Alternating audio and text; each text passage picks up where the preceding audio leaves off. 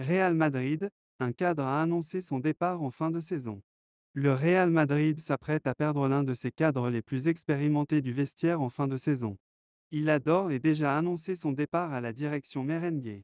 Le Real Madrid se dirige vers un nouveau cycle.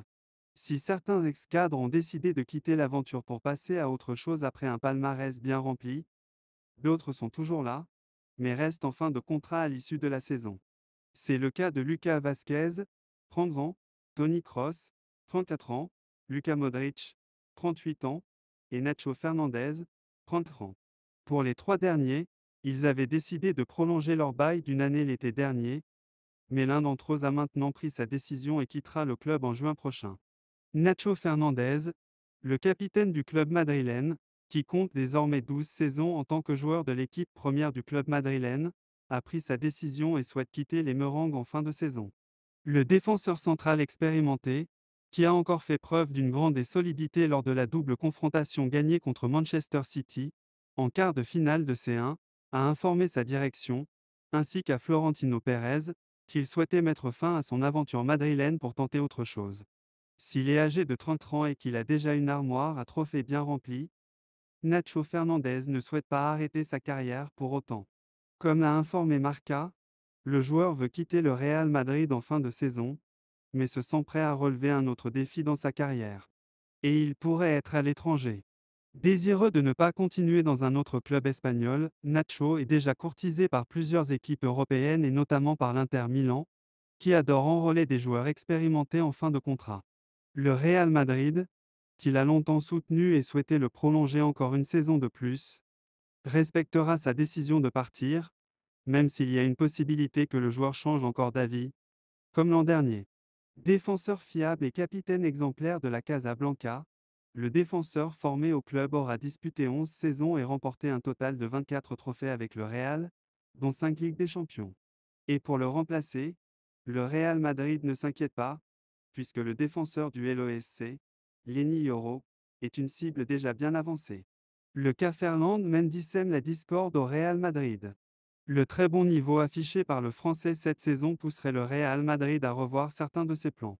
La double confrontation du Real Madrid face à Manchester City aura permis à certains joueurs de prouver qu'ils ont leur place dans celui qui est considéré comme le plus grand club du monde. C'est le cas d'Andriy Lunin, le gardien ukrainien, qui a pourtant démarré la saison en doublure de Kepa et a été étincelant contre les Sky Blues.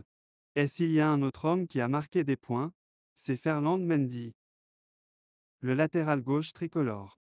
Arrivé en terre madrilène en 2019, l'ancien de l'OL n'avait pas encore fait l'unanimité et a souvent été blessé.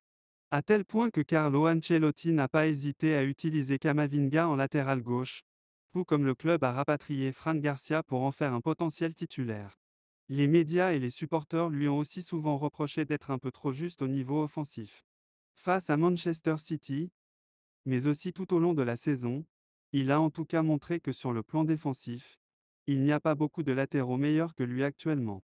Comme l'explique la presse espagnole, à l'image de Rolvo, les prestations du joueur poussent certains dirigeants du club à revoir leur plan. Alphonso Davies est-il toujours considéré comme un transfert prioritaire? Le Canadien plaît toujours, mais du côté de Madrid, on estime que Mendy a clairement sa place dans le projet. De par son niveau, mais aussi par son attitude et son comportement en interne, jugé excellent. Dans le cas où Davies venait à débarquer, Ancelotti veut compter sur les deux, Mendy ne serait pas forcément automatiquement relégué à un rôle de remplaçant. De son côté, Marc confirme que le Français fait l'unanimité désormais.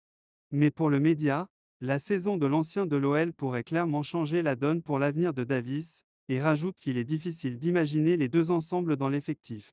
Il faudra choisir entre l'un des deux. Tout dépendra aussi du prix qui sera fixé par le Bayern pour le Canadien. S'il venait à être trop conséquent aux yeux des décideurs madrilènes, ça serait vite réglé.